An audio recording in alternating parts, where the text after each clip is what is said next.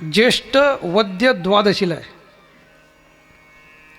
पण ज्येष्ठ वद्य द्वादशीला नाथांचीच पालखी पंढरीकडे प्रस्थानित होते.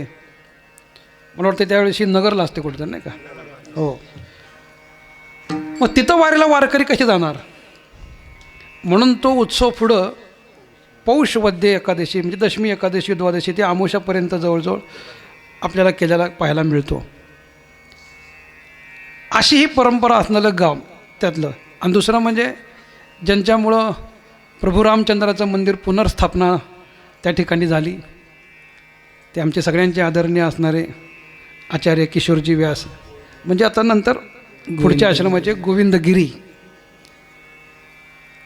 अशा महान भगवत भक्तांची जन्मभूमी आणि हरिहरी ऐक्य असलेलं हे सुंदर अशा प्रकारचं गाव. हरिभक्तीचा महिमा या ठिकाणी अखंड वाहत आहे. इथंच जवळ असलेलं आमचं बेलापूरकरांचं मंदिर, ती प्रसादिक मूर्ती आहे. पंढरीला तुळशीतून ती आलेली मूर्ती आहे. त्याही मूर्तीची उपासना आपल्या घरा इथंच गावामध्ये बेलापूरकरांच्या घराण्यामध्ये आपल्या सगळ्यांच्या सहकार्याने होत आहे. फार आनंदाची गोष्ट आहे. पंढरीनंतर हरिहर ऐक्य जर कुठं असेल तर इथं आहे. म्हणजे सांगण्याचा हेतू असा आहे, पंढरपूरच्या मूर्तीचा इतिहास जर आपण पाहिला तर फार प्राचीन इतिहास आहे तो. पंढरीचे पहिले वारकरी भगवान शंकर आहेत. आणि भगवान शंकरांनी पंढरीची वारी केल्याचा इतिहास आपल्याला पाहायला मिळतो. आमच्या फडामध्ये सांगतात शिखर शिंगणापुराहून भगवान शंकराची दिंडी निघायची. आता भगवान शंकर दिंडी घेऊन निघतात म्हणतात, वारकरी कोण? तर तिथं वारकरी होते संगे भूतमेळा विराजित, किंवा भूते वेताळ नाचती, भूते वेताळ नाचती, भूते वेताळ नाचती, भूते वेताळ नाचती, हर्षयुक्त उमापती, हर्षयुक्त उमापती, हर्षयुक्त उमापती, हर्षयुक्त उमापती, गज चर्म व्याघ्रांबर, गज चर्म व्याघ्रांबर, गज चर्म व्याघ्रांबर, गज चर्म व्याघ्रांबर, वेताळ नाचती, भूते वेताळ नाचती, भूते वेताळ नाचती, भूते वेताळ नाचती, हर्षयुक्त उमापती, हर्षयुक्त उमापती, गज चर्म व्याघ्रांबर, गज चर्म व्याघ्रांबर, हर्षयुक्त उमापती, हर्षयुक्त उमापती, गज चर्म व्याघ्रांबर, गज चर्म व्याघ्रांबर.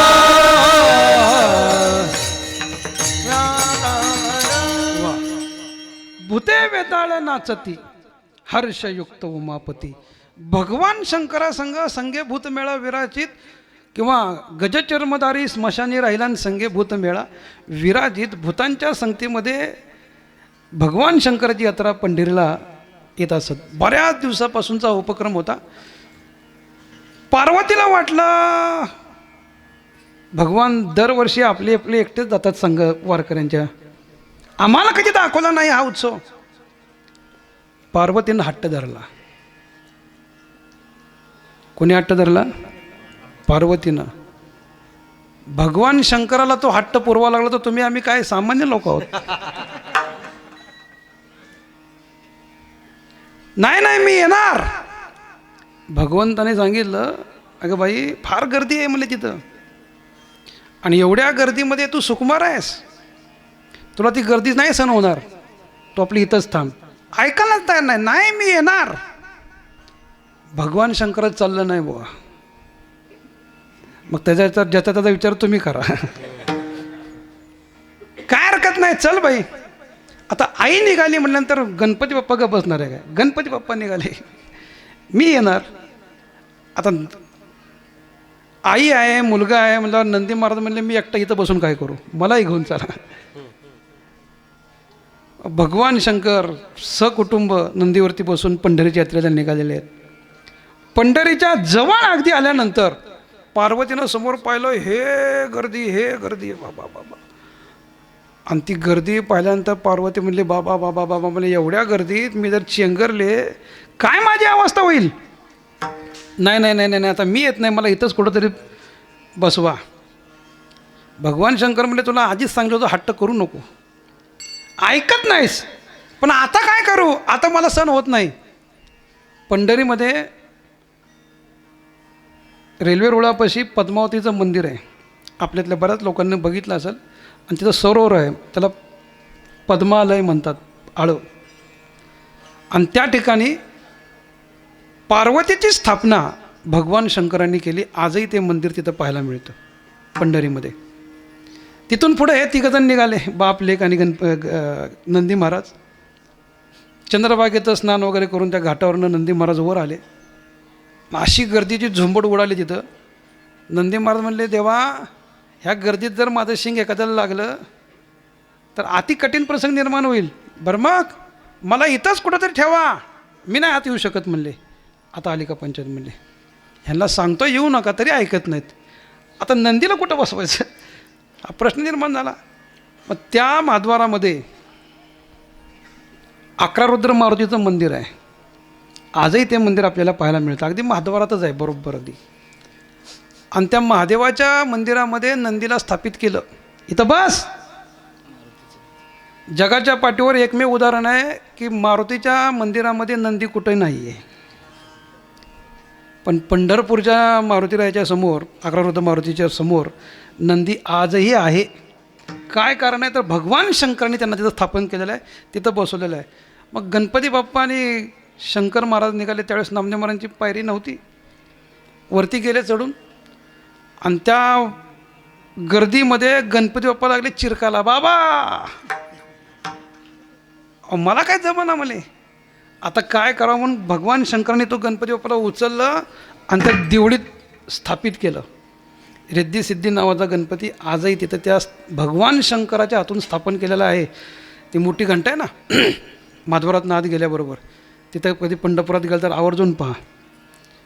तिथं गणपती बाप्पाला बसवलं आणि भगवान शंकर आत गेले पांडुरंगाच्या जवळ. आणि दोघांनी एकमेकाला पाहिल्याबरोबर कडकडून आलिंगन दिलं एकमेकांनी, शंकराने आणि भगवान विष्णूने. त्यांचा संवाद चालला असताना भगवान शंकर म्हणले देवा, अरे बाबा आता मी थकलो, आता पुढं मला मागं पुढं वारी करणं कठीण जाणार आहे, मग मला इथंच कुठंतरी बसवा. पांडुरंग मला बाबा माझी 10 बाय 10ची खोली आहे इथं, गाभारा आतला लहान आहे पांडुरंगाचा, आणि तुम्हाला कुठं बसू म्हणले. नाही नाही नाही नाही मला इथंच बसवा. आता आली का पंचायत. बरं एवढे मोठे भगवान शंकर म्हणजे सगळ्या देवांचे देव असलेले महादेव, सब देवों का बाबा त्याला म्हटलं जातं. आता भगवान शंकराची इच्छा इथंच बसवा. पांडुरंगाला वाटलं त्यांना इकडे स्थान कुठं देऊ शकत नाही. मग भगवान शंकराला उचललं आणि आपल्या मस्तकावरती बसवलं. आणि भगवान शंकराला आपल्या मस्तकावरती विराजमान केल्यानंतर ते विठ्ठलाचं स्वरूप परब्रह्मलिंगम भजे पांडुरंगम, परब्रह्माली लिंग याचं ऐक्य पंढरीमध्ये आपल्याला पाहायला मिळतं. तेव्हापासून पांडुरंगाची मूर्ती जिथं जिथं बनवली गेली, जिथं तिथं स्थापना केली गेली, तर भगवान त्याचं मस्तक असं शाळुंकेसारखं आहे.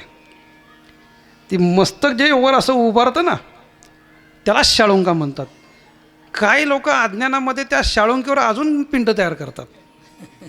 मुळात तीच शाळुंक आहे, पण आपल्याला कुठं माहीत आहे. पण त्या शाळुंकीवर अजून पिंड म्हणजे डबल भगवान शंकराची स्थापना. असं मला बाकीचं विषयांतर करायचं नाही. पण तिथल्या स्थानानंतर इथं मात्र आपल्याला ते पाहायला मिळालं. मला मागं भगवान शंकर आहेत आणि पुढं महाविष्णू आहेत. ह्या दोघांचं ऐक्य इथे एक पाहायला मिळतं. आणि संप्रदायामध्ये, वारकरी संप्रदायामध्ये नामधाऱ्यांचा असा दंडक आहे, तुम्हा आम्हाला अशी आज्ञा आहे, जर भगवान शंकराची उपासना केली आणि विष्णूची अवहेलना केली किंवा विष्णूची उपासना केली आणि शंकराची अवहेलना केली तर परिणाम अधपात झाला तयानरा, अधपात झाला तयानरा, अधपात झाला तयानरा, अधपात झाला तयानरा.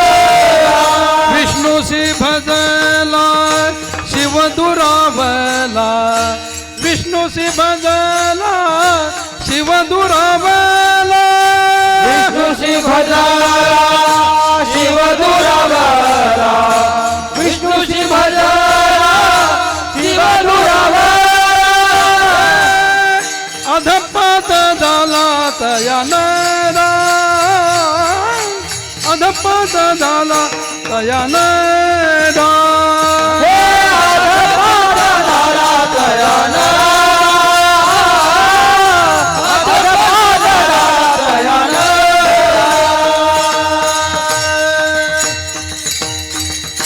विष्णूशी भजला शिव दुरावला, अधपात झाला तयानरा.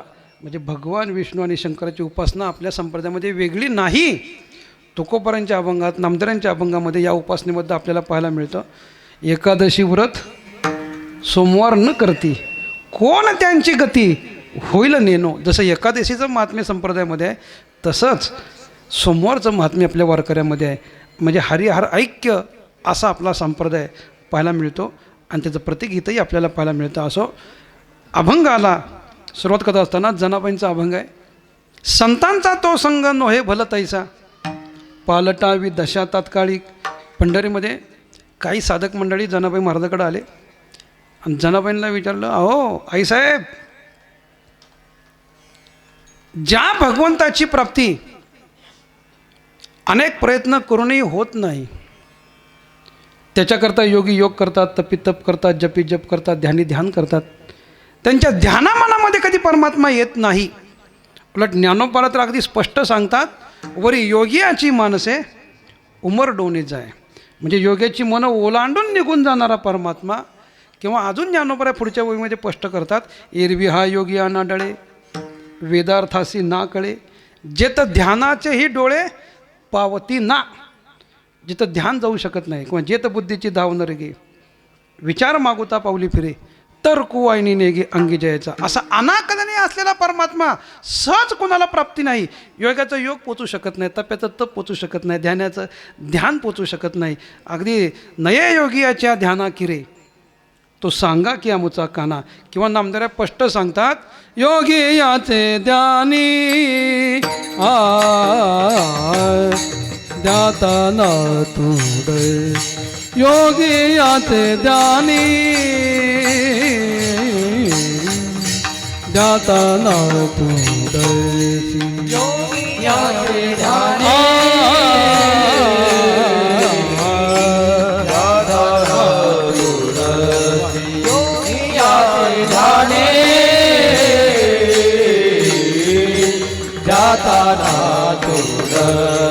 योगी याचे ध्यानी ध्याताना तुडसी, योगी याचे ध्यानी ध्याताना तुडसी. योगियाचे ध्यानी ध्याताना तुडसी, योगियाचे ध्यानी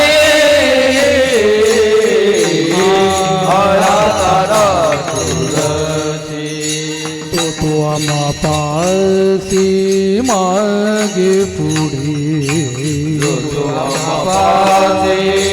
मागे पुढे, तो आम्हा पासी मागे पुढे, मागे पुढे. अनंता जन्मी दे विसरलो, अनंता जन्मिते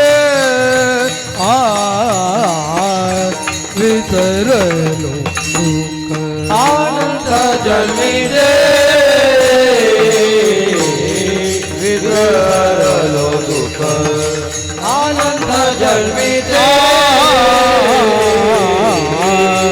विसरलो दुःख योगियाचे ध्यानी ध्याताना तुळसी योगियाचे ध्यानी ध्याताना योगियाचे ध्यानी ध्याताना योगियाचे ध्यानी ध्याताना तो आम्हापासी मागे पुढे आम्हापासी मागे पुढे तो आम्हापासी मागे पुढे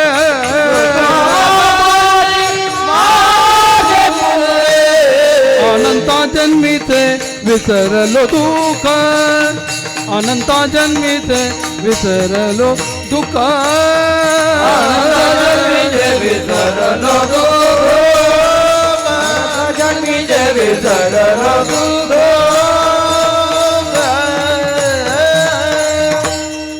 हे आपल्या वारकरी संप्रदाय जुन्या चाली आहेत फड परंपरेमध्ये आपल्याला पाहायला मिळतात. असो योगी याचे ध्यानी ध्याता ना तुळसी योग्यानं ध्यान करून सुद्धा त्यांच्या ध्यानात कधी जात नाही तपाच्या तपामध्ये नाही जप करत असताना नाम जपता हे वैखरी आणि चित्त धावे विषयावरी सहज कुणाला तो परमात्मा प्राप्त नाही. आणि तुमच्याकडं पाहिलं असताना तुमच्या घरामध्ये सगळ्या प्रकारची कामं करतो.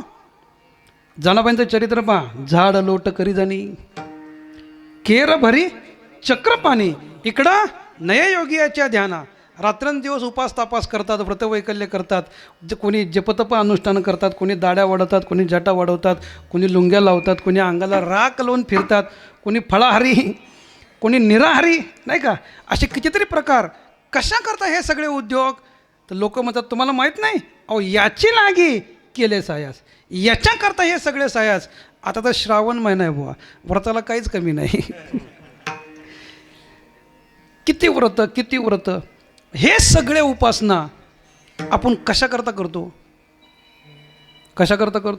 तो भेटावा म्हणून बरोबर ना त्याची प्राप्ती व्हावी म्हणून ह्या सगळ्या उठाठेवा आपल्याला पाहायला मिळतात. पण एवढं करून सुद्धा तो प्राप्त होत नाही ना. आणि मग तक्रार घेऊन जनाबाईकडे आले अहो तुमच्या संग दळण दळतो काय कांडण काढतो काय सगळीच कामं तुमच्याबरोबर करतो काय केलं तुम्ही त्याला प्राप्त करण्याकरता आणि काय केलं असा प्रश्न केला असताना जनाबाई हसू लागल्या. आणि जनाबाई म्हणतात बाबा भगवंताची प्राप्ती करण्याकरता मी नामदेवांची संगत केली आणि नामदेवांच्या संगतीमध्ये राहिल्यामुळं त्याची मला प्राप्ती झाली.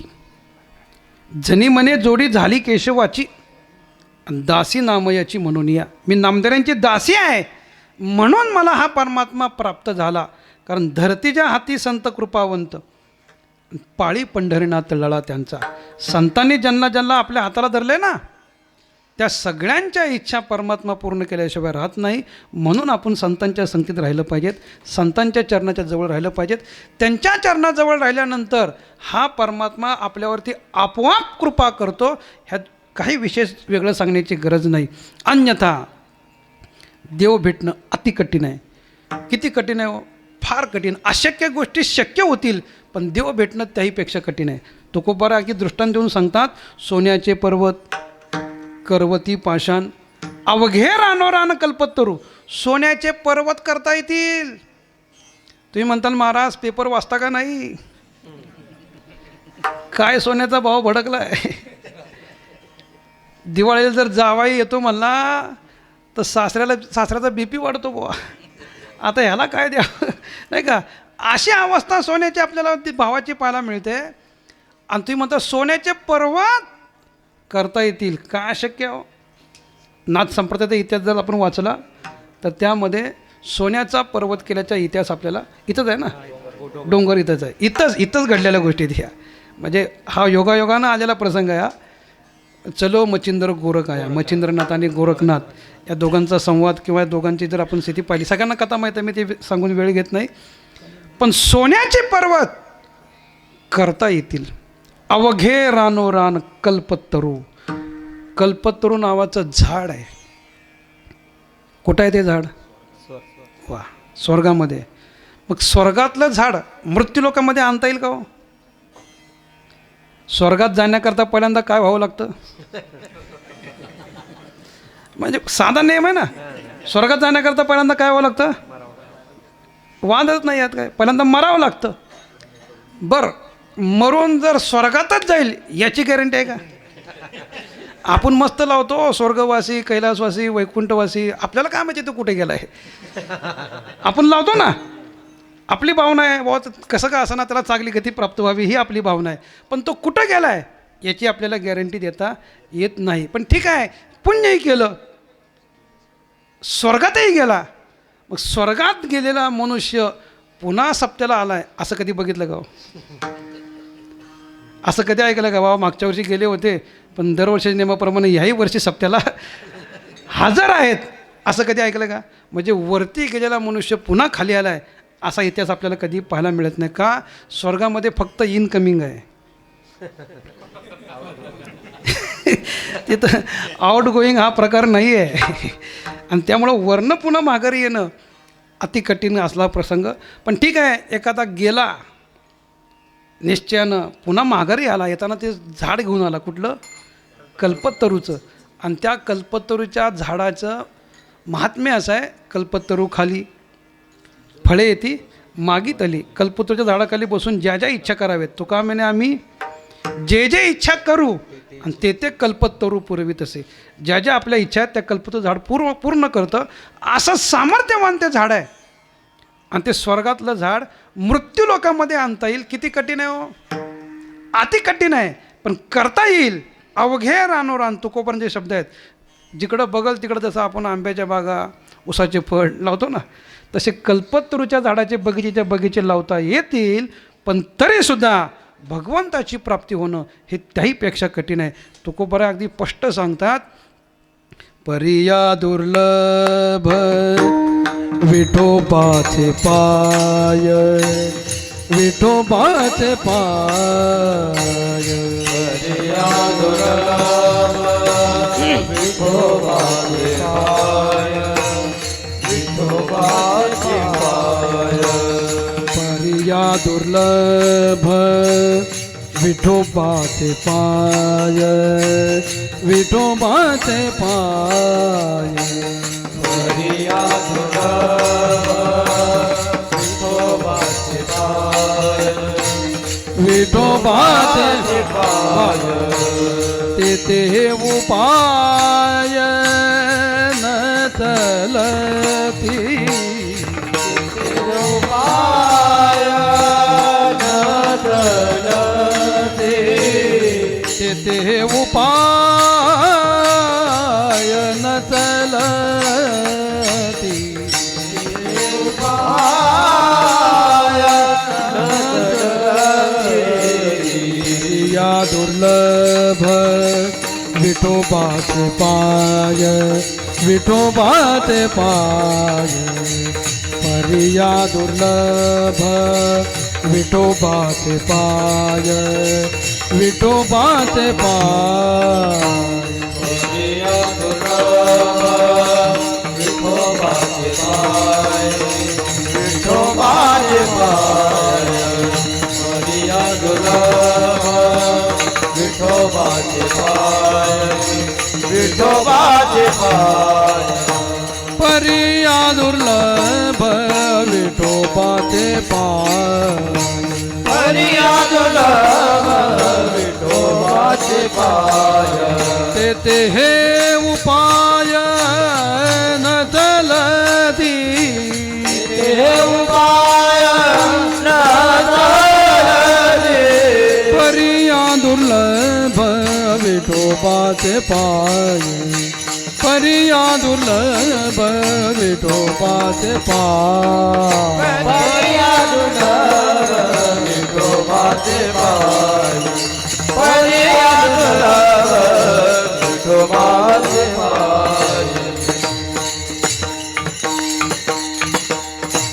परी या दुर्लभ विठोबाचे पाय ते हे उपाय न चलती. तुकोबा अगदी स्पष्ट सांगतात, एवढ्या अशक्य गोष्टी शक्य करता येतील, पण देवाची भेट आपल्याला होईल हे त्याहीपेक्षा कठीण सांगितलेलं आहे.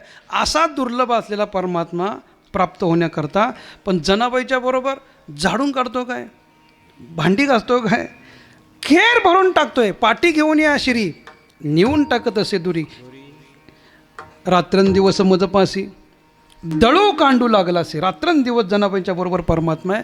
लोकांनी आश्चर्य केलं कशी काय प्राप्ती झाली. आणि मग जनाबाईंना विचारायला सांगितलं की बाबा नामदेवांच्या संगतीमुळं मला ह्या गोष्टी शक्य झाल्या, अन्यथा देवाची प्राप्ती होणं महाकठीण आहे, फार कठीण आहे. भगवान स्वतः सांगतात माझी प्राप्ती करायची आहे ना बाबा, असं वाटतंय ना माझं स्थान प्राप्त व्हावं असं वाटतंय ना, मग एक काम करा, सत्संगती वेगळे जाण, तात्काळ पावावया माझे स्थान, अनेक नाहीची बा साधन, सत्य जाण उद्धवा. हे उद्धवा, संतांच्या संगती वाचून माझं स्थान किंवा माझी प्राप्ती होणं अति कठीण आहे. नवे नवे नवे संतांशिवाय देवाची प्राप्ती नाहीच. नाथराय पुरावा देतात, हरिप्राप्तीसी उपाय, हरिप्राप्तीसी उपाय, उपाय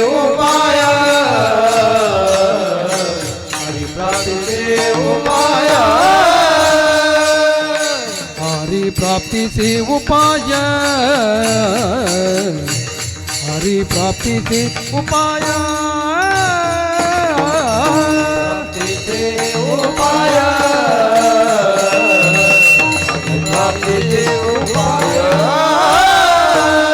धरावे संतांचे ते पाय, धरावे संतांचे पाय, धरावे संतांचे ते पाय, धरावे संतांचे पाय,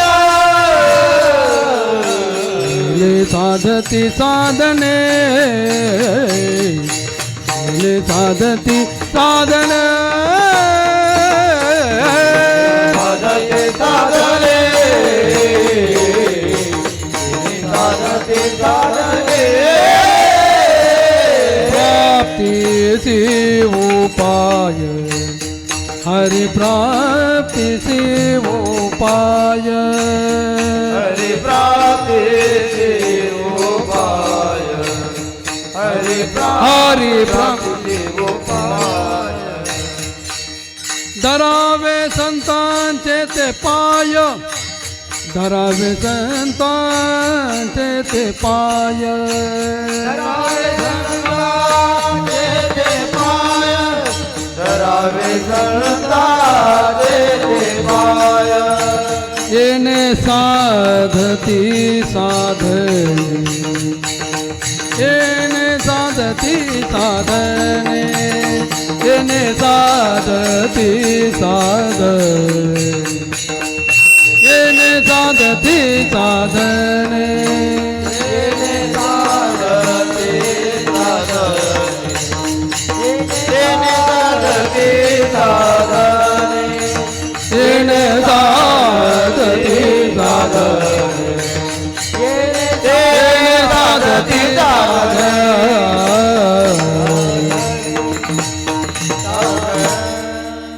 हरिप्राप्तीचे उपाय, धरावे संतांचे ते पाय. अरे बाबा, भगवंताच्या प्राप्तीकरता संतांशिवाय प्राप्ती नाही ऐसी वेद देती ग्वाही. वेदानं देखील साक्ष दिली की संतांशिवाय देवाची भेट होणं अत्यंत कठीण आहे. म्हणून जनाबाईंना जो संतांच्या देवाची प्राप्ती झाली त्याला कारण संतांची संगत आहे. म्हणून संतांच्या संगतीचं महात्म्य सांगत असताना अभंगाच्या पहिल्याच चरणात जनाबाई महाराज सांगतात, संताचा तो संग नवे बल दैसा, संताचा तो संग नवे बल दैसा, संताचा तो संग लोहे बल दैसा.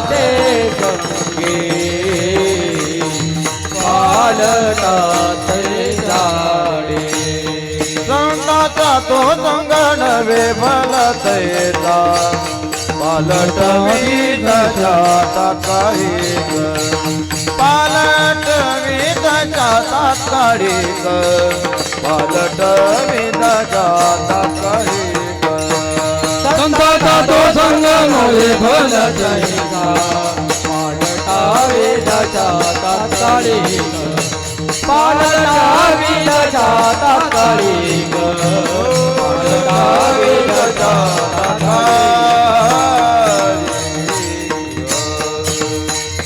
संतांचा तो संग नव्हे भलतैसा पालटावी दशा तात्काळिक.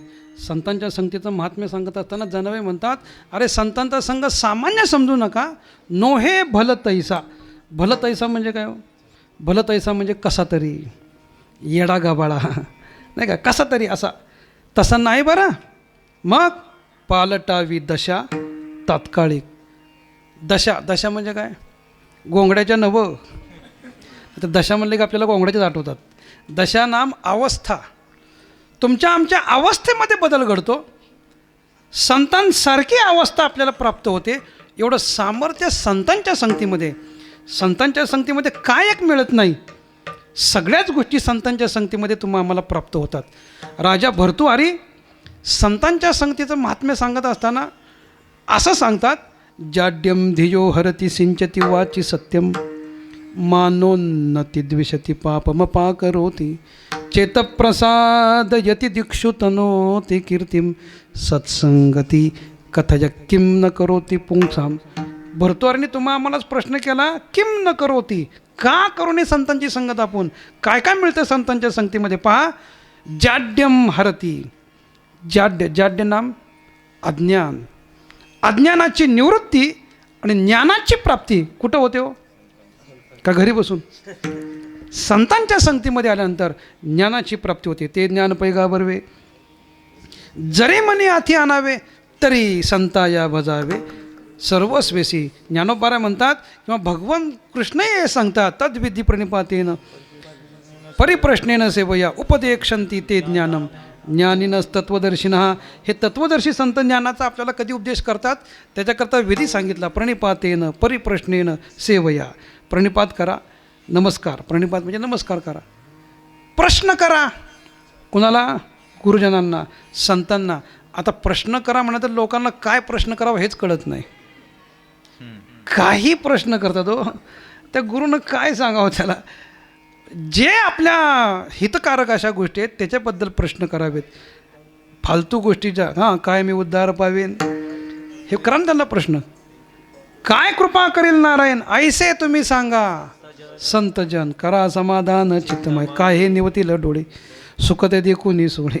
नाही का, हे कितीतरी आपल्याला प्रमाण पाहायला मिळतील. असे प्रश्न करून आत्मोद्धार करण्यासारखे प्रश्न करा, म्हणजे ते प्रश्नांना तुम्हाला ज्ञान प्राप्त होईल. परिप्रश्नेनं सेवया. सेवया म्हणजे खीर नवं. नाहीतर आपल्याला सेवया म्हणले की तेवढंच आठवतं नाही का. सेवा शब्दाचा अर्थ सेवा, भज सेवायाम. संतांची उपासना करा, सेवा करा, आणि त्या सेवेमुळं तत्वदर्शी संत आपल्याला ज्ञानाचा उपदेश करतील. ज्ञान सहज प्राप्त नाही. जशी देवाची प्राप्ती सहज नाही ना, तसं ज्ञानही सहज प्राप्त नाही. जया ज्ञाना लागी गगन गिळता ती योगी स्वर्गाची आडवंगी उमरडोनी न धरती रिद्धीची चाड वगैरे पुढच्या वया पाहून घ्या. ज्ञान सहज प्राप्त नाही, अति दुर्लभ आहे. त्यातल्यात कलियुगात तर फारच दुर्लभ आहे. कृतत्रेता द्वापार या युगामध्ये एकेकाला हजारो वर्ष आयुष्य आपल्याला पाहायला मिळतं. लाखो म्हणायला हरकत नाही. कृतयुगामध्ये स्वतंत्र विषय आपला तो. पण कलियुगात जर पाहिलं तर अल्प आयुष्य मानवी देह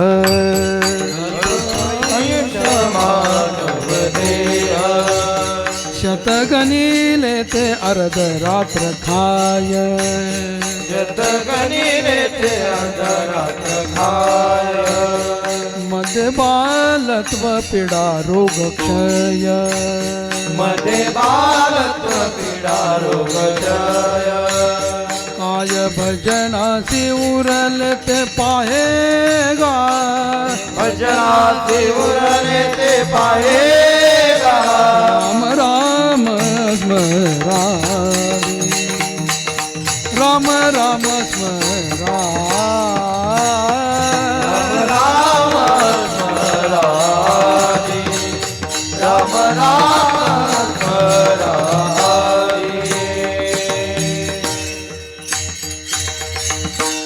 डबल चाले म्हणले असते, पण आपला वेळ निघून चालला पुढं.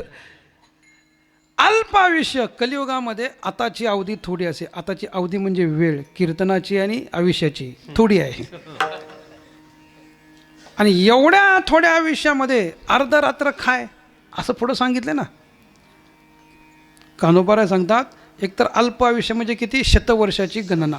100 वर्षाचं तुम्ही आमचं गणित केलं, त्यामध्ये अर्धरात्र खाय म्हणजे 50 वर्षाचे 2 भाग पडले. त्यातले पहिले 50 वर्ष कुठे गेले हो? कुठे गेले? वा, झोपेत गेले. हे तर मान्य ना. रात्री आपण काय करतो? झोपतो. 50 झोपेत गेले, ठीक आहे. राहिले किती? 50. राहिलेल्या 50मध्ये अजून 3 भाग पडतात. कोणते कोणते? बालपण, तरुणपण आणि म्हातारपण. हे 3 अवस्था आहेत ना आपल्याला, बरोबर ना. या 3 अवस्थेमध्ये जर आपण पाहिलं तर ज्ञान प्राप्त कधी होते तेवढं मला सांगा. बाल्यावस्थेत ज्ञान प्राप्त होते का? नाही. बरं, ठीक आहे. तारुण्यामध्ये? तारुण्यामध्येही नाही. मग म्हातारपणामध्ये होत असेल नाही का? म्हातारपणामध्ये नाही. मग ज्ञान प्राप्त होते कधी आपल्याला? कारण ह्या 3 अवस्थेचं वर्णन जगद्गुरू शंकराचार्य करतात. बालस्तावत क्रीडासक्त, तरुणस्तावत तरुणी रक्त, वृद्धस्तावत चिंतामग्न, परे ब्रह्मणी कोपी न लग्न, भज गोविंद भज गोविंद भज गोविंदम. मूढ मते. तुम्हा आम्हाला शंकराचार्य म्हणतात की अरे, किंवा एका जगद्गुरूंनी संस्कृतमध्ये सांगितलं आणि दुसऱ्या जगद्गुरूंनी हेच मराठीत सांगितलं. बालपणे गेले नेनता, तारुण्य दशे विषय व्यथा, वृद्धपणे प्रवर्तली चिंता, मरे मागोता जन्मधरी. अरे, ह्या 3 अवस्था पा. बाल्यावस्थेमध्ये अज्ञान आहे, त्यामुळे ज्ञानाची प्राप्ती नाही. अनेक क्रीडासक्त, म्हणजे खेळण्यामध्ये आपण आसक्त असतो बाल्यावस्थेमध्ये. तारुण्यामध्ये आल्यानंतर विषयाची व्यथा पाठीमागं लागते आणि विषयामध्ये गुंतल्यानंतर ज्ञान प्राप्त करून घ्यावं अशी इच्छा होते का? भगवान देखील म्हणतात, अर्जुना मनुष्यानाम सहस्त्रेषु कश्चित यतती सिद्धये यततामपि सिद्धानाम कश्चित माम वेत्ती तत्वतः. मला जाणणारा हजारातून एखादा. बाकीचे तुम्ही आम्ही विषयामध्ये दंग होतो आणि विषयामध्ये दंग झाल्यानंतर ज्ञान प्राप्त करून आपला उद्धार करून घ्यावा अशी इच्छा होणं सुद्धा अत्यंत कठीण आहे. तारुण्य गेलं मग काय पाठीमागे येतं आपल्या? वृद्धपणे प्रवर्तली चिंता, म्हातारपण येतं. आणि म्हातारपण का पाठीमागं आपल्या आलं की काय आपली अवस्था आहे. अहो, हां, ते तर आहेच आहे. पुढे येते अजून थोडं. अहो, वयाला 60 वर्ष का पूर्ण झाली की सरकारसुद्धा आपलं एवढं हुशार आहे की आपल्याला काय करतंय? रिटायरमेंट करते. का करते रिटायरमेंट? हे तुम्ही म्हणा काय असेल ते, मी कशाला म्हणू. तुम्ही आता काम करण्याच्या हे राहिला नाहीत म्हणून सरकार तुम्हाला काय करतंय? रिटायर करतंय. मग मला सांगा, सरकार जर एवढं हुशार तुम्हाला 60 नंतर नोकरी देत नाही किंवा रिटायरमेंट करून टाकते, मग आमचा पांडुरंग एवढा भोळा आहे वय तुम्हाला 60 नंतर पुन्हा पास करायला? नाही शक्य. म्हातारपणामध्ये ज्ञान होणं अत्यंत कठीण आहे. आता काय बऱ्याच गोष्टी आहेत त्या सांगत बसत नाही त्यावेळ. म्हातारपण, वृद्धपणे प्रवर्तली चिंता. म्हातारपणामध्ये चिंता प्राप्त होते. मग बाल्यावस्था अज्ञानात गेली, तारुण्य विषयात गेलं, म्हातारपण चिंतेमध्ये गेलं. मग ज्ञान प्राप्त कधी होतं आहे तुम्हा आम्हाला? ज्ञान प्राप्त होणंच कलियुगामध्ये अति कठीण आहे. असं ज्ञान पण संतांच्या संगतीमध्ये गेल्यानंतर ज्ञान होय अज्ञानासी ऐसावर त्या टिकेसी. ज्ञानेश्वरीच्या बाबतीत जनाबाईंनी सांगितलेलं आहे की अज्ञानाचा ज्ञानाची प्राप्ती नाथांनी सांगितलेलं आहे की ज्ञानाची प्राप्ती ज्ञानेश्वरी वाचनानं आपल्याला होऊ शकते. किंवा अजून हा तिठिवा जयावरी जळके की हा पद्म करू माता पारुके, तो जीवची परितुके महेशेची. कितीतरी उदाहरणं आपल्याला पाहायला मिळतील की संतांची कृपा जर आपल्याला झाली तर ज्ञान प्राप्ती त्याला झाल्याशिवाय राहत नाही. कारण संतांकडं असा योग आहे, ये हृदयीचे ते हृदयी घातले. आपलं हृदयातलं ज्ञान आपल्या शिष्याच्या हृदयामध्ये ते सहज घालू शकतात. कितीतरी उदाहरणं तुम्हाला पाहायला मिळतील. नाथांच्या संगतीतला गावबा, तुकोबांच्या संगतीतला कोंडोबा, असेच आपल्याला नावं घ्यायला मिळतील. त्यांच्या चरित्र स्वतंत्र पहा, म्हणजे तुमच्या लक्षामध्ये येईल की सामान्यालासुद्धा संतांची कृपा झाली की ज्ञानाची प्राप्ती झाल्याशिवाय राहत नाही. म्हणजे पहिला फायदा, दुर्लभ असलेलं ज्ञान संतांच्या संगतीमध्ये सहज प्राप्त होतं. म्हणून जाड्यम हरती, जाड्य नाम अज्ञानाची निवृत्ती, ज्ञानाची प्राप्ती संतांच्या संगतीत आहे. दुसरा प्रकार सांगितला मानोन्नती. संतांच्या संगतीमध्ये आपल्याला काय प्राप्त होतं? मान सन्मान. कुठं मिळतो आपल्याला? संतांच्या संगतीत मिळतो ना, का घरी मिळतो? अहो घरी पाण्याचा पेला देत नाही कोण. आणि संतांच्या संगतीमध्ये आल्यानंतर आता काय सांगू, थाटमाट, बसायला पाठ, मागं टेकायला पाठ, पुढं ताटाला पाठ, ताटामध्ये वाटीची दाटी दाट. अहो त्या बुवा लोकांच्या ताटामध्ये किती वाट्या, गुलाबजामची वेगळी, श्रीखंडाची वेगळी, बासुंदीची वेगळी, नाही का, आमटीची वेगळी, कढीची वेगळी, फक्त तोंडाला पाणी सुटून देऊ नका. अशा वाट्याची दाटी दाट. एवढंच नाही, पुढं उदबत्याचा घमघमाट. असा आपला थाटमाट. कुठं? संतांच्या संगतीमध्ये. संतांच्या संगतीत गेल्यानंतर हा मान सन्मान प्राप्त होतो. आणि असा कीर्तनकार कीर्तन करून घरी का गेला. आता काय सांगू तुम्हाला, असे थंडीचे कडक थंडीचे दिवस असावेत. रात्रीच्या वेळेस हा अपरात्री घरी गेलेला असावा, लाईट गेलेली असावी, दाराची बेल बंद पडलेली असावी. हा दार वाजवून वाजवून दमतो बुवा, पण आतनं काय रिस्पॉन्स मिळत नाही. तसंच हाका मारतं आणि बराच वेळानंतर आवाज होतो, दम नाही का? हा, इकडं ताटाला पाठ, बसाला पाठ, आणि इकडं दम नाही का? काय बोलत नाही बाबा, गप उभारतो. आला काय जगाचा उद्धार करून? हा,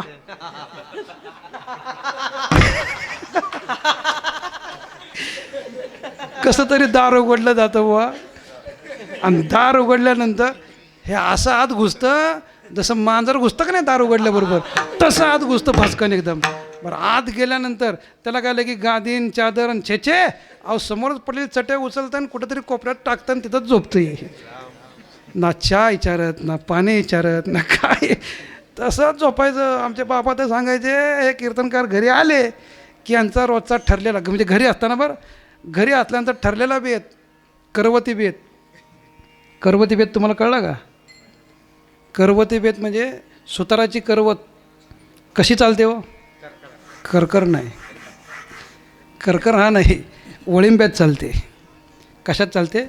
लाईन धरून चालते ना, त्या लाकडावरची लाईन मारतात त्याच्यावरच चालते का इकडे इकडे जाते?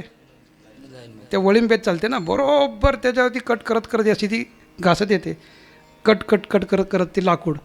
तसं घरी गेले की यांचं जेवण पिठलं भाकरी, पिठलं भाकरी, पिठलं भाकरी. ते करवतीसारखा हात चालतो बुवा. भाकरीतनं उठलं की पिठल्यात, पिठल्यातनं उठलं की तोंडात. एवढाच एक लेवल. इकडं भजे नाही, तिकडं चटणी नाही, तिकडं लाडू नाही, छे छे छे छे छे वळे काय काय आता तू हां दाटी दाटी नाही आहे. आता बराच अनुभव दिसतो बाबा तुम्हाला. अशी जी सर्व चालते तसं घरी गेल्यानंतर. पण संतांच्या संगतीमध्ये आल्यानंतर मानोन्नती, मानाची उन्नती कुठं घडते? केवळ संतांच्या संगतीमध्ये. वाचेला पवित्रपणा प्राप्त होतो बुवा. कुठं होतो? संतांच्या संगतीत. वाचेला बळ मिळतं. माझ्या सत्यवादाचे तप वाचा केले बहुत कल्प. ह्या सगळ्या गोष्टी केवळ आपल्याला कुठं मिळतात? संतांच्या संगतीमध्ये. एवढे सगळे फायदे संतांच्या संगतीमध्ये असताना किम न करोती, का संतांची संगत करू नये? तुकोबरा तर अगदी पुढं जाऊन सांगतात खेड्यामध्ये, संत सज्जनी मांडले दुकान, संत सज्जनी मांडले दुकान, संत सज्जनी मांडले दुकान, संत सज्जनी मांडले दुकान. जे जया पाहिजे ते आहे रे, जे दया पाहिजे ते आहे रे, जे जया पाहिजे ते आहे रे, जे दया पाहिजे ते आहे रे. मुक्ती मुक्ती फुकाच साधी, मुक्ती मुक्ती फुकात साधी, मुक्ती मुक्ती फुकाच साधी, मुक्ती मुक्ती फुकात साधी. कोण तयाकडे न पाहे रे, कोण तयाकडे न पाहे रे, कोण तयाकडे न पाहे रे, कोण तयाकडे न पाहे रे. नाचत जाऊ त्याच्या गावारे, सुख देईल वेगा, नाचत जाऊ त्याच्या गावारे, सुख देईल विसावारे. नाचत जाऊ त्याच्या गावारे केळिया सुख देईल विसावारे. नाचत जाऊ त्याच्या गावारे केळिया सुख देईल विसावारे.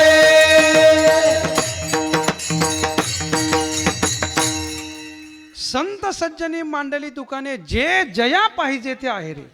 संतांच्या संगतीत ज्याला जी इच्छा आहे त्या गोष्टी त्याला प्राप्त होतात, सहज मिळतात. त्याच्याकरता अजून काही करण्याची आवश्यकता राहत नाही. जे जया पाहिजे ते आहे रे. काय काय भुक्ती मुक्ती फुकातीसाठी. अरे भुक्ती आहे मुक्ती आहे, पण छेचे संत महात्मे तिथं कोणी त्याकडे न पाहे रे. कितीतरी सुख केवळ सुखया संत समागमे, नित्य दुनावे तुझ्या नामे, धन होती सकळ कर्मे आणि सर्व काळ प्रेमे डुल्लत असो. अरे किती सुख आहे संतांच्या संगतीमध्ये. आपणा पारिखे संतांचं काय, संत संगतीचे काय सांगू सुख. नामदेव म्हणतात काय सुख सांगू, इतकं तू सुख त्या संतांच्या संगतीमध्ये आहे. म्हणून संतांच्या संगतीची तुलना इतर कोणत्याही संघाबरोबर आपल्याला करता येत नाही. अनेक प्रकारचे संघ आहेत, त्यापैकी मुख्य दोन आहेत. पहिला आहे दुर्जनाचा आणि दुसरा आहे सज्जनाचा. दुर्जनाच्या संगतीमध्ये काय काय परिणाम होतात हे बऱ्याच लोकांना अनुभव असेल, बऱ्याच लोकांनी त्याचा अनुभव घेतलाही असेल. त्याचा प्रकार थोडक्यात तुम्हाला सांगतो. दुर्जनाच्या संगतीमध्ये जर आपण राहिलो तर परिणाम खळाचे संगती, उपयोगासी नये आपणा अपाय त्याचे संगे. दुर्जनाच्या संगतीमध्ये आपला अपाय आहे, खळांच्या संगतीमध्ये. त्याच्याकरता किती अपाय आहे त्याच्याकरता दृष्टांत दिलेला आहे. एका सुभाषितकाराने फार सुंदर वर्णन केलं आहे. पावके लोह संसर्गेनं. पावक नाम अग्नी, लोह नाम लोखंड. आता शेतकरी वर्ग इथं भरपूर आहे. शेतामध्ये आपली जी अवजारं असतात ती कशाची असतात हो? लोखंडाची असतात. त्या लोखंडाचं अवजार तयार करण्याकरता आपण ते लोखंड घेऊन कुठं जातो? वा, लोहाराकडे जातो. लोहार त्या लोखंडाला कुठं टाकतो? अग्नीत टाकतो, बरोबर. आणि ते भाता मारून ते प्रज्वलित करतो. लोखंड अग्नीत टाकताना कसं असतं? कसं असतं? कडक.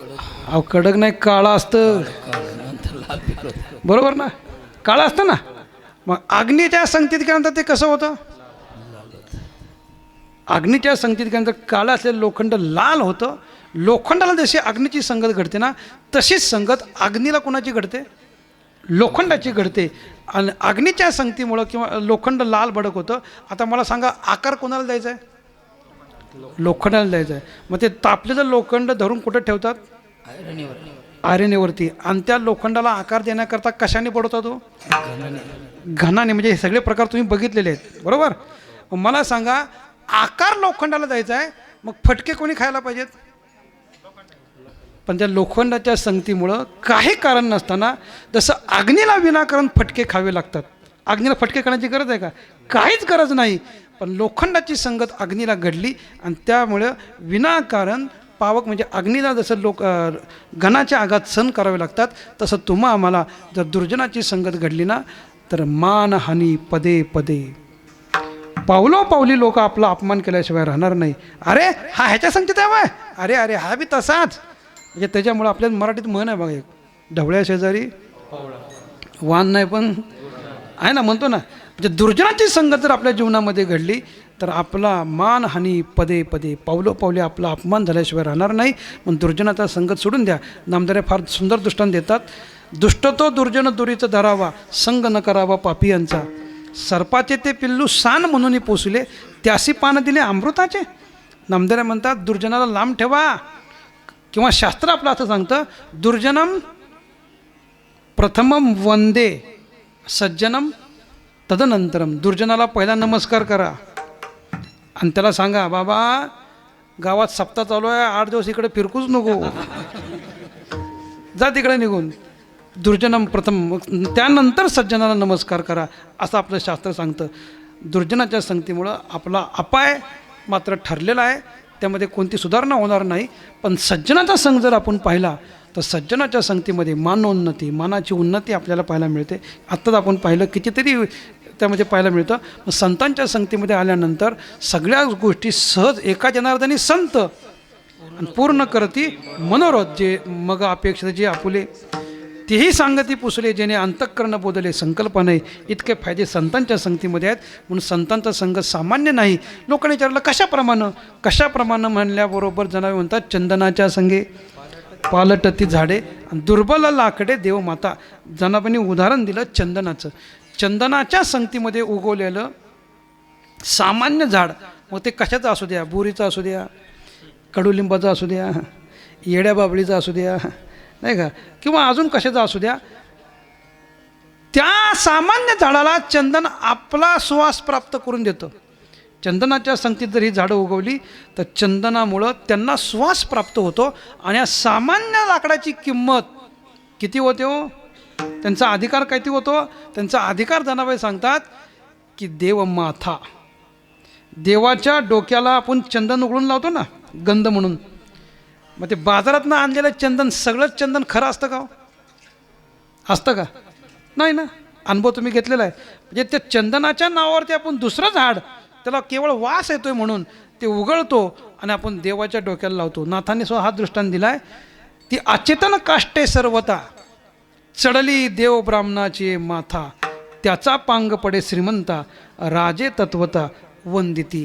ती अचेतन असलेली लाकडं, शक्तिहीन असलेली सामान्य लाकडं, पण चंदनाची संगत जर घडली तर देवाच्या डोक्यावर बसण्याच्या अधिकाराची बनतात.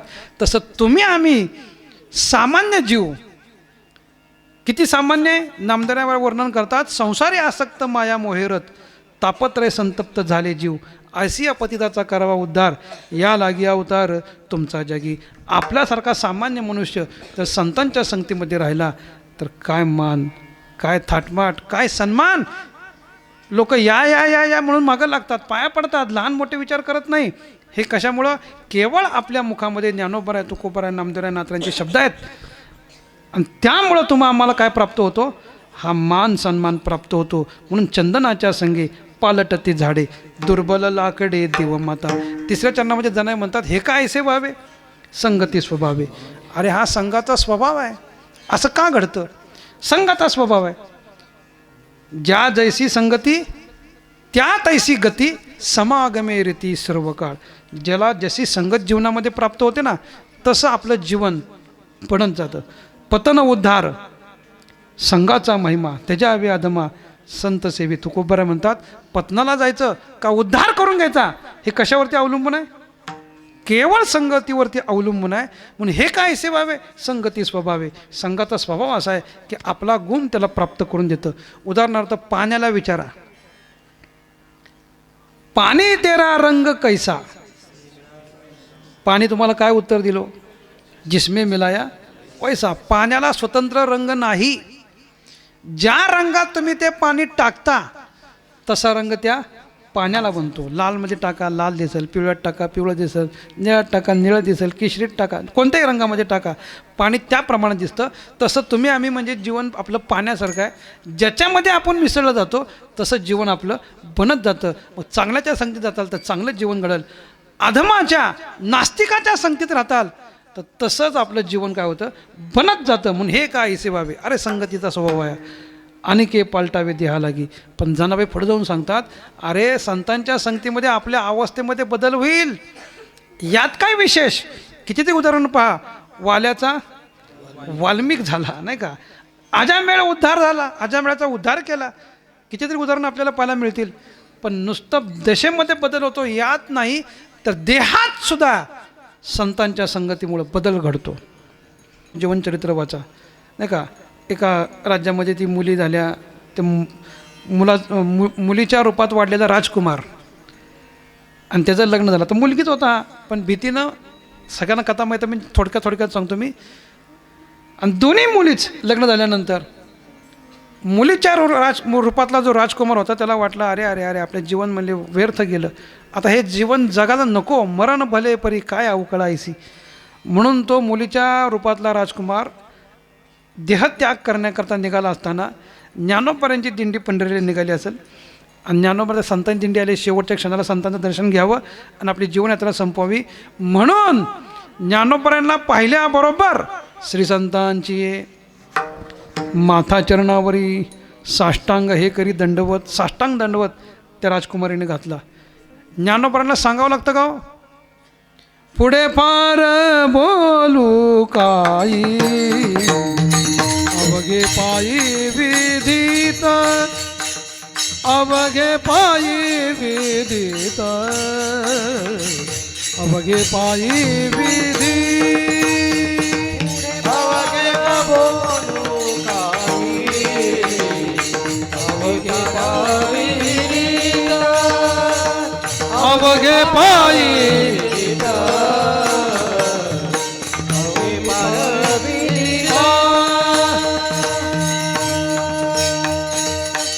पुढे फार बोलू काही अवघे पायी विदित.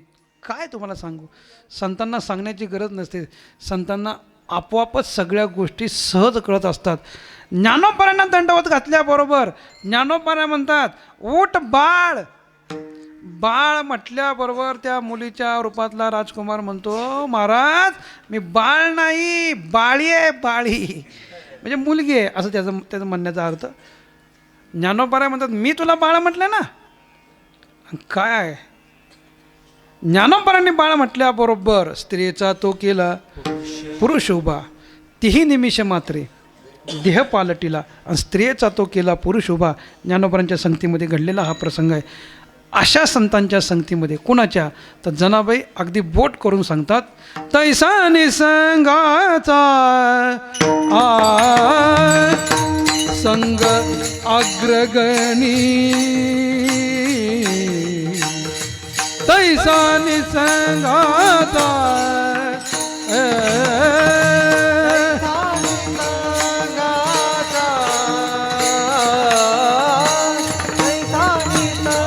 गणी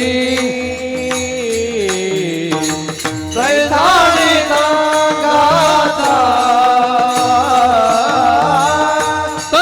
निसंगाचा संग अग्रगणी तैसा निसंगाचा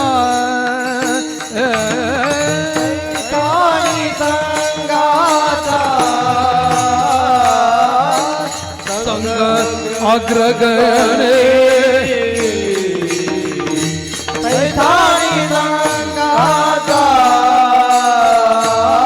जनिध्याय मनी ज्ञानेश्वरा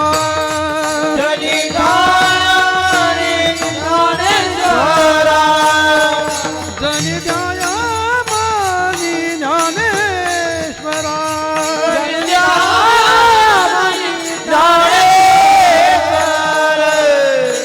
चंदनाचे संगे पालटती दाड चंदनाचे संगे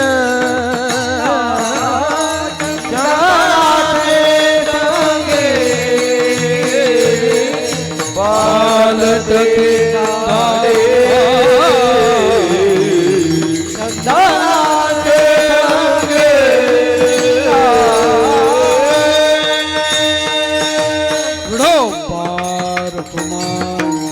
विठोबार कुमाई विठोबार कुमार विठोबार कुमार विठोबार कुमार विठोबार कुमार विठोबार कुमार विठोबार कुमार विठोबार कुमार विठोबार कुमार विठोबार कुमाई विठोबार कुमाई विठोबार कुमार विठोबार कुमार विठोबार कुमार विठोबार कुमार विठोबार कुमार विठोबार कुमार विठोबार कुमार विठोबार कुमार विठोबार कुमार विठोबार कुमार विठोबार कुमार विठोबार कुमार विठोबार कुमार बार फुमाई बार कुमाई बार फुमाई बार कुमाई बार फुमाई बार कुमाई बार फुमाई बार कुमाई बार फुमाई बोला पुंडलिक वरद हरिहर श्री ज्ञानदेव बार कुमाई बार बार कुमाई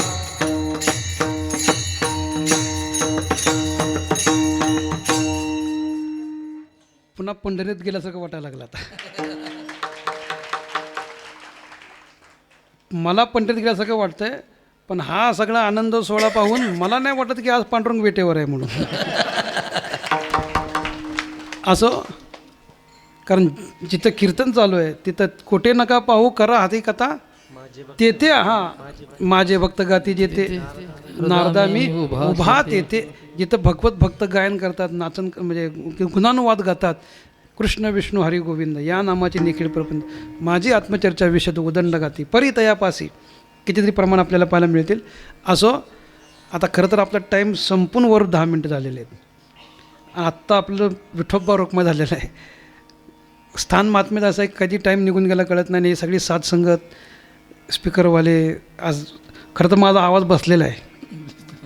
स्वर एकदम पटकन परफेक्ट चिटकत नाही आहे पण त्यांच्या साऊंड सिस्टीममुळं तुम्हापर्यंत पोचू शकतो. असं संतांचा तो संग नोहे भल तैसा पालटावी दशा तात्कालिक. संत महात्म्यांच्या संगतीमध्ये जर जीवन आपलं गेलं तर त्या जीवनाचंच सार्थक आहे तेवढ्याच वेळाचं.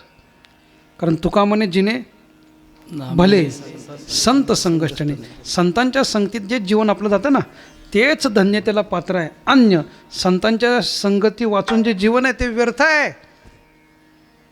संतांच्या संगतीत जीवन आपलं थोडं जरी गेलं अर्धा क्षण घडे थोडं जरी झालं तरीसुद्धा आपलं महापाप निघून जातं बुवा. एवढं सामर्थ्य या संतांच्या संगतीमध्ये आहे. एवढंच नाही ज्ञानोबाऱ्यासारख्या महात्म्यानं सुद्धा संतांच्या संगतीची इच्छा करावी. नामदेवाचं एक उदाहरण जर आपण पाहिलं नामदेव पंढरपूरला राहायचे ज्ञानोबा आळंदीला. पण नामदेवांची भक्ती अशी उच्चतम झाली की जसा मोगरा फुलल्यानंतर वास दरवळल्याशिवाय राहत नाही तसा नामदेवांचा भक्तिरूपी मोगरा फुलल्यानंतर तो दरवळ आळंदीपर्यंत गेला. आणि नामदेवांच्या भेटीकरता प्रत्यक्ष ज्ञानोबा आले बुवा. नामयाचे भेटी ज्ञानदेव आले लोटांगण घातले नामदेवे. ज्ञानोबा आले कशा करता तर केवळ नामदेवांची संगत आपल्याला प्राप्त व्हावी त्यांच्या संगतीमध्ये आपल्याला राहता यावं. आणि त्यांच्या संगतीमध्ये राहून भजन म्हणजे काय नमन म्हणजे काय नम्रता म्हणजे काय हे सगळ्या गोष्टीची जाण आपल्याला केवळ नामदेवांची संगतीमध्येच होऊ शकते. अन्यथा या देहरूपी संसाराची इति कर्तव्यता संतांच्या संगतीशिवाय नाही. म्हणून नामदेवराय पंढरीला ज्ञानोबाराय पंढरीला आले. नामदेवांना पाहिल्यानंतर नामदेवांनी ज्ञानोबारायांना पाहिलं. ज्ञानोबारायांचं यथाविधी पूजन केलेलं आहे. ज्ञानोबारायांना बसायला आसन दिलेलं आहे. नामदेवांनी विचारलं माऊली ना आषाढी ना कार्तिकी ना कुठली एकादशी तरी पण पंढरीत कसे काय आले काय कारण. कारण वारकरी वारीशिवाय पंढरीत येणं कठीण आहे. कसे काय तुम्ही आलेत. ज्ञानोबाराय म्हणले सगळ्याच गोष्टी त्याकरता असतात असं नाही म्हणे. मग ज्ञानोबाराय म्हणतात काही गोष्टी लोकांतात बोलता येत नाहीत एकांतात बोलावं लागतात म्हणे. सहज एकांती बैसोनी सहज अंतरीची गुज बोलू काही. नामदेवा एकांतामध्ये आपण बसू आणि माझ्या मनातले विचार तुला मी सांगतो काय हरकत नाही. नामदेवांना घेऊन चंद्रभागेच्या काठावर ज्ञानोबारांना गेलेले आहेत. दोघंच आहेत आणि बोलता बोलता ज्ञानोबाराय म्हणतात नामदेवा भूतळीचे तीर्थे पहावी नाही ऐसे अर्थ म्हणे विष्णुदासा. हे विष्णुदासा ह्या भूतळावर जेवढी तीर्थ आहेत ती पाहण्याची माझी इच्छा आहे. नामदेवराय म्हणले काय हरकत नाही माऊली फार चांगली इच्छा आहे. कुठल्या कंपनीत तिकीट काढतात एवढं सांगा. ज्ञानोबाराय म्हणले अरे बाबा तसं नाही. मग ह्या तीर्थयात्रेच्या निमित्तानं प्रसंगी नामयाच्या संगती सुख घ्यावे. तुझ्या संगतीचं सुख मला घेता यावं म्हणून हा तीर्थयात्रेचा घाट आहे. अन्यथा मला तीर्थयात्रा करण्याची काय आवश्यकता नाही. ज्ञानसंपन्न महात्मा सुद्धा नामदेवासारख्या महात्म्याला म्हणतो तुझे संगतीचे नित्य सुख घ्यावे आणि सार्थक करावे देहाचे. या देहरूपी संसाराचं सार्थक केवळ तुमच्या संगतीमध्ये आहे. ज्ञानोबाराय म्हणतात मग तुम्ही आम्ही तर सामान्य आहेत आपल्या जीवनात संतांची संगत घडली पाहिजेत आणि संतांची संगत घडली की चंदनाच्या संगे पालटती झाडे. जसं चंदनाचं उदाहरण दिलं, चंदन आपला सुवास इतर तुका म्हणे गुण चंदनाच्या अंगी, तैसे तुम्ही जगी संतजन. किंवा सर्वांगी सुवास परी हा उगला नर आहे, सभोवती तरुवर चंदन करतची जाय. सभोवती तरुवर जे काय असतील त्यांना चंदन आपला वास देतं, पण चंदनाकडे एक खोड आहे बुवा, अवगुण आहे. कोणता अवगुण आहे? चंदन सगळ्यांना सुवास देतं, पण बांबूला देतं का? तुमच्याकडे बांबूच म्हणता ना, का विळू म्हणतात? बांबू. बांबूला कधी वास लागला चंदनाचा असं कधी बघितलं का? किंवा बांबू आपण त्या सानावरती उघडून कधी देवाला लावला असं कधी ऐकले पाहिलं नाही? कारण त्या बांबूला वासच चंदनाने दिलेला आहे ना, आणि चंदनाने त्याला वास दिला नसल्यामुळं त्याची व्यवहारात किंमत शून्य. मग त्यामुळं ती बाकीची भावकी कोणाची? बांबूची. हे लक्षात ठेवा. कोणाची भावकी? बांबूची भावकी. झाडं बाकीची. त्या बांबूला चिडवा लागले, काय म्हणले वाढला म्हणले एवढा, एका सप्त्याचं आमंत्रण नाही का तुला? कुठल्याही चांगल्या करायला तुला मान सन्मान नाही, काय जीवन आहे नुसताच वाढला म्हणले. आता भावकी कशी टोचून बोलते ज्याच्या त्याला अनुभव असेल नाही का, मी सांगायची गरज नाही. आणि हे असं म्हणायला लागल्यानंतर हा रडायला लागला. कोण? हे लक्षात ठेवा, बांबू रडायला लागला. एकाला दया आली, तो म्हणला का इतर आणण्यापेक्षा जाळ आण दिला. ज्ञानोबारांच्या संगतीत, ज्ञानोबारांच्या कृपेमुळे तुला काहीतरी उद्धार तुझा होईल. कारण बांबूची इतरांना आठवण बी येत नाही ना. खरं सांगा, बांबूची आठवण आपल्याला कधी येते?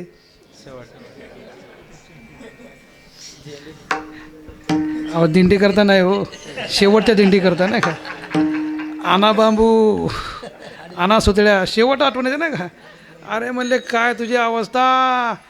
मग तो गेला आळंदीला. कोण गेला? हे लक्षात ठेवा शेवटपर्यंत. बांबू आळंदीला गेला आणि साष्टांग दंडवत ज्ञानोबारांना घातला, रडू लागला. ज्ञानोबारा म्हणजे न पाहे अति कुळाचा विचार, भक्त करुणाकर ज्ञानाबाई. ज्ञानोबारांनी त्याला उठवलं. कुणाला? हे लक्षात ठेवा, बांबूला असं उठवलं. का बाबा का रडतोस? बांबूनं सांगितलं, काय सांगू म्हणले माऊली, कुठं स्थान नाही म्हणले मला, काय मान नाही, काय सन्मान नाही, मुडदे वाहतात म्हणले माझ्यावर. पण मुडदे वाहिल्यानंतर ती तिरडी लोक लाता घालून घालून तोडता हो, बरोबर ना? तिरडी तोडतात ना, लाता घालून नाही तुटली तर 4-4 जण लाता घालतात म्हणे. अशी माझी अवस्था म्हणे, कुठंच किंमत नाही, मान नाही. तेवढ्यात काहीतरी थोडासा मान सन्मान मला प्राप्त करून द्या, तुम्हाला शरण आलो मी. कारण चंदनानं आमच्या भावकीला सुगंधित केलं म्हणले. सगळ्या झाडांना चंदनाचा वास लागला पण मला नाही दिला म्हणे, त्यामुळे माझी अशी अवस्था आहे. ज्ञानोबा म्हणले एवढाच तुला चंदनाने आवेर केला म्हणले, हो काय हरकत नाही. त्या चंदनाला तुझ्या जर पायावरती घातलं तर मग वा वा वा वा म्हणले, अति आनंद म्हणले. आणि मग ज्ञानोबारांनी त्या बांबूच्या फाट्यापेट्या सगळ्या काढून टाकलं, असं स्वच्छ केला आणि त्या बांबूला काय लावलं? आपला ध्वज लावला, वारकऱ्याचा झेंडा. आणि तो बांबू कुठे घेतला? कुणी घेतला? ज्ञानोबारांनी खांद्यावर घेतला. ज्ञानोबारांनी तो बांबू खांद्यावरती घेतल्यानंतर त्यांचं अनुकरण आज सगळा वारकरी संप्रदाय आम्ही करतो आहोत. दिंडीला निघाल्यानंतर किंवा पंढरीच्या आळंदीच्या वारीला निघाल्यानंतर, नाथांच्या वारीला निघाल्यानंतर पहिल्यांदा आपण काय घेतो बा? पिशवी घ्यायची आधी पताका, म्हणजे ते बांबूला पहिल्यांदा खांद्यावरती घेतो, आदराने घेतो, मानाने घेतो, सन्मानाने घेतो. पंढरीला गेल्यानंतर आंघोळ जाताना पहिल्यांदा टावेल कुठे बघत नाही, पताक कुठे बघतो आपण नाही का. ते पताक खांद्यावर घेऊन पहिल्यांदा पताकीला आंघोळ घालतो, परत बांबू पुसून घेतो. पुन्हा ते घरी आणल्यानंतर तिला घोंगड्यावरती किंवा पाटावरती असा बांबू उभा करतो ना पताक आपण. आणि चंदन उगाळल्यानंतर पहिल्यांदा चंदन वारकरी कोणाला लावतो? बांबूला लावतो नाही का. लक्षात आहे म्हणजे तुमच्या. कुठं लावतो? बांबूला लावतो, पण कुठं लावतो? वरती लावतो का खाली लावतो? बांबूच्या पायाला लावतो आपण. म्हणजे ज्या चंदनानं बांबूचा आवेर केला होता त्या चंदनाला ज्ञानोबारांनी बांबूच्या पायावरती घातलं. मग बांबूसारख्या सामान्य झाडाला जर एवढी किंमत प्राप्त होते, मग तुम्ही आम्ही तर माणसं आहोत. आपण माणसं आहोत, माणसं. त्यांच्या संगतीत जर राहताल तर त्यांच्याचसारखा अधिकार तुम्हा आम्हाला प्राप्त होईल असं सामर्थ्य त्या संतांच्या संगतीचं आहे. कुणाच्या संगतीत तर तैसा निसंगाचा संघ अग्रगणी ज्ञानोबरासारख्या महात्म्यांच्या संगतीत राहा. आता एकच शंका सांगून कीर्तन सेवा आटोपतो. ज्ञानोबरांच्या संगतीत राहा जनाबाईने सांगितलं, याला 700 वर्ष झाले हो. आता जर मला ज्ञानोबरांची संगत करायची म्हटलं तर जमल का हो? का? ज्ञानोबरा समाधीस्थ आहेत, समाधी बैसला निर्वाण कथा कीर्तन करीतू. ज्ञानोबरा जर समाधीस्थ आहेत मग त्यांची संगत आम्हाला कशी घडणार? ज्ञानोबरा जरी समाधीस्थ असले तरी ज्ञानोबरांची वाङ्मय मूर्ती आज तुमच्या आमच्या घराघरात आहे, प्रत्येकाच्या घराघरामध्ये आहे. आणि ज्ञानोबरांची वाङ्मय मूर्ती म्हणजेच ज्ञानेश्वरी. जशी गीता भागवत हे भगवंताचं वाङ्मय मूर्त आहे.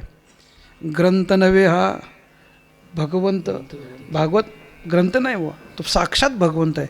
किंवा गीता वाङ्मय मूर्ती प्रभूची, गीता ही वाङ्मय रूपातली मूर्ती प्रभूची आहे, भगवान श्रीकृष्णाची. तशी ज्ञानोबरांची ज्ञानेश्वरी म्हणजे वाङ्मय मूर्ती. नामदेवांची गाथा म्हणजे नामदेवांची वाङ्मय मूर्ती. नाथांची ग्रंथसंपदा जेवढे आहेत तेवढे ते सगळे नाथांची वाङ्मय मूर्ती. तुकोबरांची गाथा तुकोबरांची वाङ्मय मूर्ती. म्हणजे ज्या ज्या संतांचं जे जे वाङ्मय आहे ते ते त्यांचं काय आहे? वाङ्मय स्वरूप आहे. आणि त्या ज्ञानेश्वरीच्या संगतीत जर तुम्ही राहताल तर तरताल. ह्यात तर विशेष नाही, पण मान सन्मान किती प्राप्त होतो. मी तर नेहमी सांगत असतो, ज्ञानोबरांच्या जीवनामध्ये एकदाच रेडा बोलला. किती वेळा बोललो? एकदाच बोललो ना. आळे फाटेल त्याची समाधी आपल्याला पाहायला मिळतं, बरोबर हो. पण ज्ञानोबरांनी किती वेळा रेडा बोलवला? एकदाच. का प्रत्येक कीर्तनामध्ये बोल रे चाल असं म्हणलं का? नाही, एकदाच रेडा बोलला ज्ञानोबरांच्या जीवनामध्ये. पण ज्ञानेश्वरीच्या जीवनामध्ये पहा, ज्ञानोबरांच्या वाङ्मय मूर्तीच्या जीवनामध्ये पहा, तुमच्या आमच्यासारखे लाखो रेडे रोज बोलत आहेत. तुमच्या आमच्यासारखे लाखो रेडे रोज बोलत आहेत. आज महाराष्ट्रात काय, महाराष्ट्राच्या बाहेरसुद्धा आपली कथा कीर्तनं प्रवचनं होतात. प्रत्येक ठिकाणी जो कीर्तनकार बोलतो तो म्हणजे आपण रेडाच आहे ना. रेडा तरी ज्ञानी आपल्यापेक्षा, त्याच्यापेक्षा निर्बुद्ध आपण मनुष्य. तुकोबराने तर तुमची आमची अशी गणना केली, वा तुका म्हणे जाण नर गाढवा हुनी हीन. गाढवापेक्षा हीन आपण काही कृतीमध्ये आपल्याला पाहायला मिळतो. आता ते स्वतंत्र विषय तर इथं सांगत बसत नाही, आपला वेळ संपून गेला. असे आपण पण ज्ञानेश्वरीची संगत जर घडली तर तयाचे अंगणी तिष्ठ तसे. भगवान सांगतात की जो नित्यनेमानं ज्ञानेश्वरी वाचन करतो त्याच्या अंगणामध्ये मी स्वतः तिष्ठत उभा राहतो. वाचील जो कोणी जनी त्यासी लोटांगणी. जनाबाई म्हणतात जो कोणी ज्ञानेश्वरी वाचतो त्याची लोटांगणा मी त्यांना साष्टांग दंडवत घालते. इतका अधिकार ज्ञानेश्वरी वाचकाचा आहे. म्हणून ज्ञानोबरांची संगत जरी नाही आपल्याला शक्य आता तरी ज्ञानेश्वरीची संगत तुम्हाला आम्हाला शक्य आहे. ज्ञानेश्वरीचं आदरपूर्वक वाचन करा आणि त्या वाचनानं सगळ्याच गोष्टी आपल्याला सहज प्राप्त होतील. इतकं सामर्थ्य त्यात आहे. म्हणून तैसा निसंगाचा संघ अग्रगणी जनी ध्याय मनी ज्ञानेश्वरा ज्ञानेश्वर. माऊली ज्ञानराज माऊली तुकाराम ज्ञानेश्वर माऊली ज्ञानराज माऊली तुकाराम ज्ञानेश्वर माऊली ज्ञानराज माऊली ज्ञानेश्वर माऊली पिन पिन पिन पिन ज्ञानेश्वर माऊली ज्ञानराज माऊली ज्ञानेश्वर माऊली ज्ञानराज माऊली तुकाराम ज्ञानेश्वर माऊली. बोला पुंडली जगद्धारी विठ्ठल श्री ज्ञानदेव तुकाराम. ज्ञानेश्वर माऊली ज्ञानराज माऊली जय जय. ज्ञानेश्वर माऊली ज्ञानराज माऊली तुकाराम.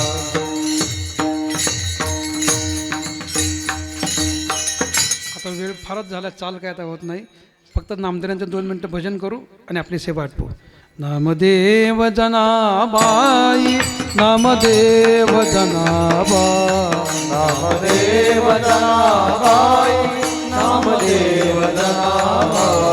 नामदेव जनाबाई नामदेव जनाबाई नामदेव जनाबाई नामदेव जनाबाई नामदेव जनाबाई नामदेव जनाबाई नामदेव जनाबाई नामदेव जनाबाई नामदेव जनाबाई नामदेव जनाबाई नामदेव जनाबाई नामदेव जनाबाई नामदेव जनाबाई नामदेव जनाबाई नामदेव जनाबाई नामदेव जनाबाई नामदेव जनाबाई नामदेव जनाबाई नामदेव जनाबाई नामदेव जनाबाई नामदेव जनाबाई नामदेव जनाबाई नामदेव जनाबाई नामदेव जनाबाई नामदेव जनाबाई नामदेव जनाबाई नामदेव जनाबाई नामदेव जनाबाई नामदेव जनाबाई नामदेव जनाबाई नामदेव जनाबाई बोला श्री ज्ञानदेव